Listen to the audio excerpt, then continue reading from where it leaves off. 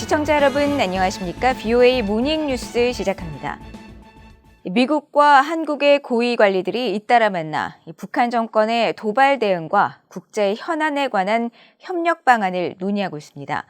마크 에스퍼 전 국방장관 등 미국의 전문가들은 북한과 중국에 대응한 민주국가들의 단결 차원에서 긍정적 행보라고 평가했습니다. 첫 소식 박동정 기자가 보도합니다. 웬디 셔먼 국무부 부장관이 11일 워싱턴에서 조태용 주미 한국 대사와 만났습니다. 셔먼 장관은 이날 늦게 트위터에 조 대사와 뜻깊은 만남을 가졌다며 미한 동맹을 통해 북한의 도발에 대처하고 규범에 기반한 국제 질서를 유지하며 일본과의 3자 협력 확대, 국제보건 안보에 대한 협력 방안을 논의했다고 밝혔습니다. 조 대사도 이날 페이스북을 통해 셔먼 부장관의 워싱턴 부임 인사차 만났다면서 한미 관계와 북한, 북핵 문제, 지역 정세 등 다양한 현안에 관해 의견을 교환했다고 말했습니다. 서울에서는 지난 10일 부임한 필립 골드버그 신임 주한 미국 대사가 12일 박진 외교장관을 예방해 임기 동안 미한 동맹을 더욱 강화하고 두 나라 간 전략적 글로벌 파트너십을 확대하길 기대한다고 말했습니다. 박진 장관은 골드버그 대사의 부임을 환영한다며 북한의 핵 문제, 공급망 변화 등 경제 안보 등에 함께 대응하는 한미동맹은 더욱 굳건해질 것이며 인권 존중과 자유, 민주, 법치 등 보편적 가치를 추구하는 것은 한국 정부의 최우선 국정 목표라고 강조했습니다.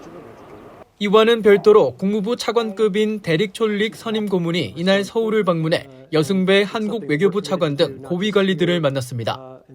촐릭 선임 고문은 트위터에 서울을 방문해 기쁘다며 미한 동맹은 인도태평양 지역의 평화, 안보, 번영의 핵심축이며 양국은 다양한 국제 문제에 있어 그 어느 때보다 긴밀하게 협력하고 있다고 강조했습니다. 이와는 별도로 양국은 최근 다양한 양자, 다자 군사훈련을 확대하고 있으며 다음 달 22일부터는 미한 연합지휘소 훈련을 이전보다 큰 규모로 실시하는 방안을 협의 중인 것으로 알려졌습니다.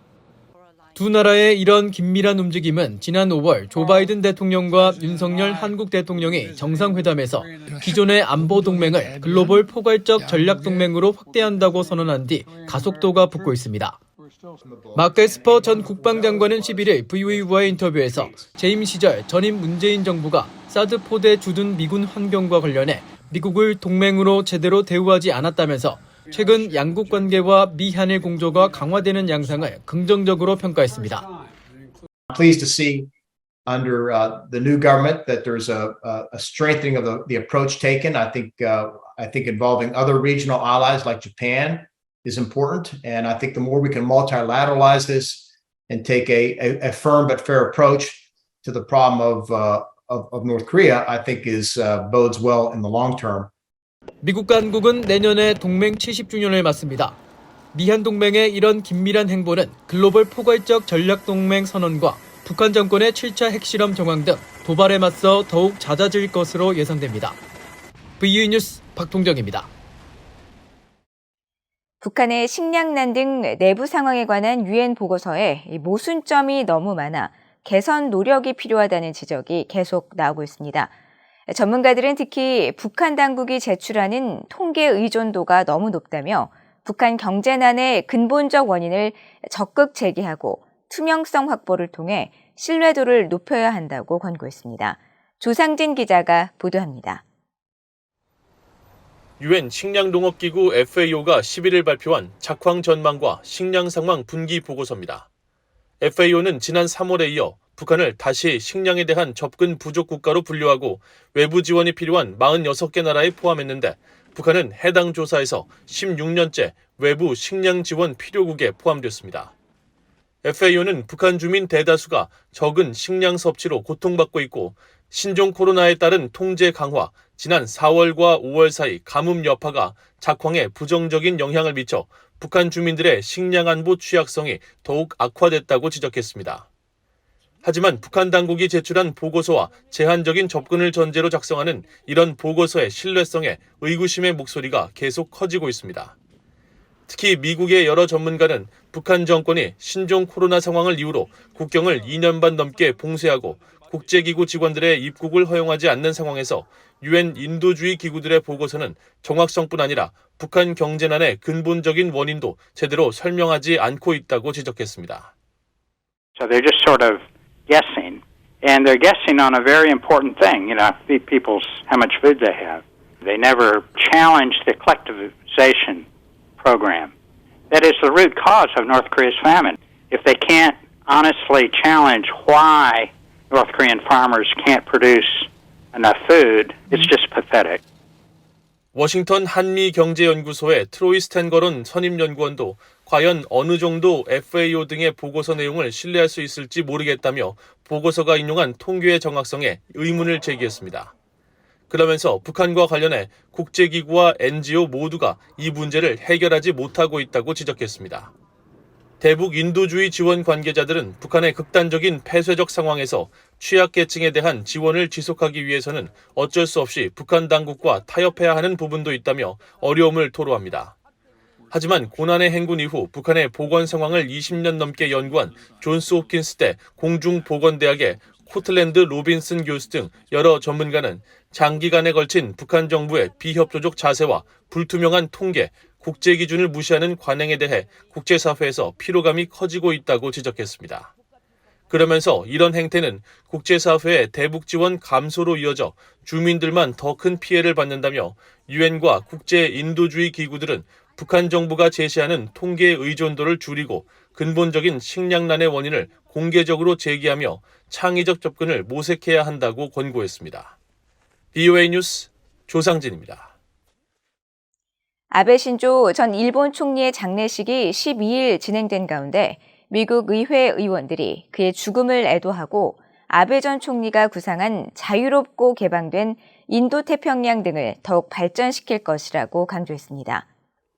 트럼프 행정부 시절 주일 대사를 지낸 공화당의 빌 해거티 상원 의원은 최근 트위터에 아베 전 총리는 자유롭고 개방된 인도태평양을 구상한 인물이자 쿼드 안보 파트너십을 설계한 인물이라면서 아베 전 총리는 늘 자유와 안보, 번영을 옹호했다고 평가했습니다.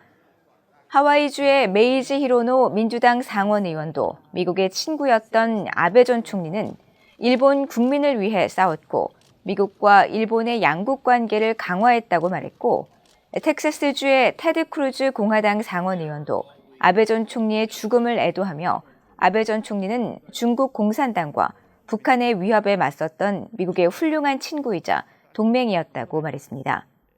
공화당의 제임스 리시 상원 의원과 밋 롬니 상원 의원도 이날 공동 성명을 통해 아베 전 총리는 일본에서 변혁적인 인물이었고 인도태평양 영내 안보를 개선하는 데 중요한 역할을 했다고 평가했습니다. 북한이 10일 방사포 2발을 한국 서해로 발사한 가운데 미국 군사 전문가들은 북한 정권의 행태가 예사롭지 않다고 지적했습니다. 정치적 메시지가 아니라 실제 방사포 타격 훈련을 하고 있어 한국의 서울 수도권의 잠재적 위협이란 설명입니다. 박승혁 기자입니다. 북한군이 서해를 향해 방사포를 쏜 것은 약 한 달 만입니다. 북한군은 앞서 지난달 12일에도 서해상으로 방사포 5발가량을 쐈습니다. 한국 합참은 두 차례의 발사 기종이 모두 사거리 60km 안팎인 240mm 구경 이하로 추정했습니다. 올해 들어 북한은 17차례의 탄도미사일 도발도 감행했습니다. 이언 윌리엄스 전략국제문제연구소 CSIS 연구위원은 북한의 최근 발사 횟수, 사용한 방사포의 기종 등을 감안하면 실질적인 군사훈련의 목적이 있다고 말했습니다. They're developing what I think is a kind of a layered strike doctrine. The traditional kind of tube artillery that they have in strategic places along the border, particularly around Seoul. You have the longer range missiles that could be used to target U.S. forces in the region. 윌리엄스 연구위원은 또 우크라이나를 침공한 러시아도 중단거리 방사포 공격을 자주 감행했다며 최근 전반적으로 방사포의 타격 정확도가 점점 향상되고 있다고 지적했습니다. 데이비드 맥스웰 민주주의 수호재단 연구위원 역시 이번 발사는 실제 훈련의 성격이 있어 보인다며 북한 정권이 핵무기뿐 아니라 재래식 전쟁에 필요한 무기 역량도 강화하고 있다고 말했습니다. They are also advancing their military capabilities across the spectrum. We focus on their nuclear missiles, their ICBM or nuclear weapons, ICBM capabilities, but they have been developing the KN-23 and KN-24. 방사포가 단순한 포격에 그치지 않을 수 있다는 진단도 나옵니다.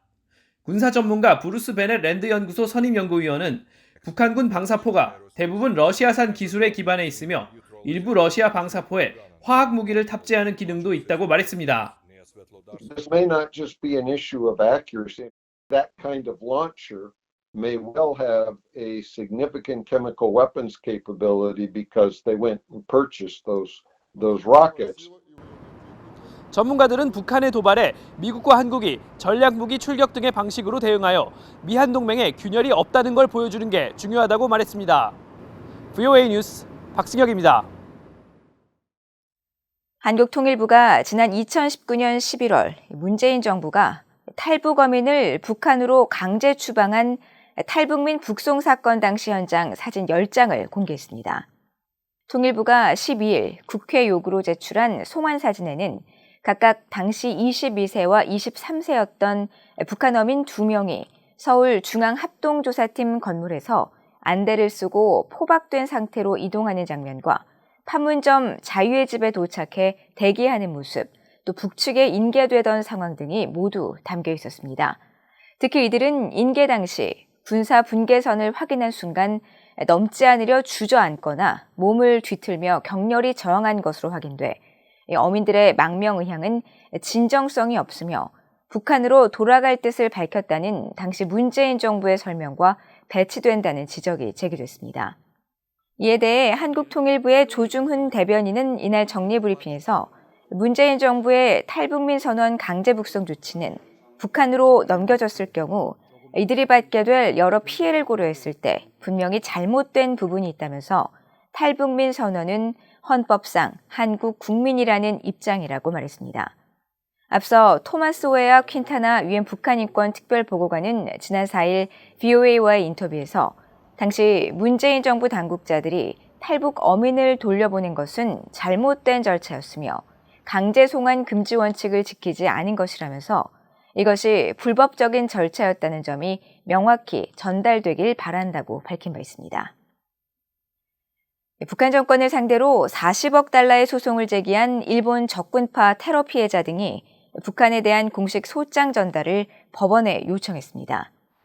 미국 법원 기록 시스템에 따르면 지난 5월 북한 정권을 상대로 소송을 제기한 적군파 테러 피해자와 상속인 131명의 변호인은 8일 워싱턴 DC 연방법원 사무처에 소장 송달을 공식 요청하는 서류를 제출했습니다. 변호인은 해당 서류에 소장이 송달될 주소지를 북한 평양 소재 북한 외무성으로 기재했으며 최근 교체된 최선희 외무상을 수신인으로 명시했지만 요청서에 있는 국제 우편물 서비스 업체 페덱스가 북한을 운송 불가 지역으로 명시하고 있어 실제 배송 여부는 불투명한 상황입니다. 일본 적군파 테러 사건은 적군파 요원 3명이 지난 1972년 이스라엘 텔아비브 로드 공항 구내에 수류탄을 투척하고 자동 소총을 난사해 26명을 숨지게 한 사건으로 북한은 적군파 테러 모의를 돕고 이들을 훈련시키는 등 사건의 배후로 지목돼 피해자와 가족 등에 의해 약 40억 달러의 손해배상 소송을 제기당했습니다. 이상으로 VOA 모닝뉴스를 모두 마칩니다. 시청해주신 여러분 고맙습니다.